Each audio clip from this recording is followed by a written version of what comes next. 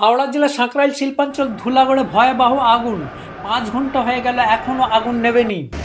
জাতীয় সড়ক টোল ট্যাক্সের কাছে পেপসিকো আর বিস ফার্মের ঠিক পাশেই এক প্লাস্টিক কারখানায় ভয়াবহ এই আগুন। প্রায় 1000 লোক ওই কারখানায় কাজ করে। হতাহতের কোনো খবর না থাকলেও অনেকেই নিখোঁজ। দমকলের 15টি ইঞ্জিন আগুন নেভানোর চেষ্টা করছে। বিকেল 4টায় এ আগুন লাগে। রাত 9টা পর্যন্ত আগুন আয়ত্তে আসেনি। কোনো রকমে বেরিয়ে এক শ্রমিক কি বললেন। হঠাৎ করে ধোঁয়া উঠছে, ধোঁয়াটার পরেতেই তারপরে দেখছি আগুন জ্বলছে। হ্যাঁ, তারপরে তো ওরা পারবিক মতন একটা পাইপ দিয়ে জল দিচ্ছে, এখনো পর্যন্ত জল দিচ্ছে। এবার ওই জলেতেও তো আর কাজ হচ্ছে না। হ্যাঁ, প্লাস্টিকের তো অনেক কিছু প্লাস্টিকের কি তৈরি হতো জানতে, প্লাস্টিকের পাইপ।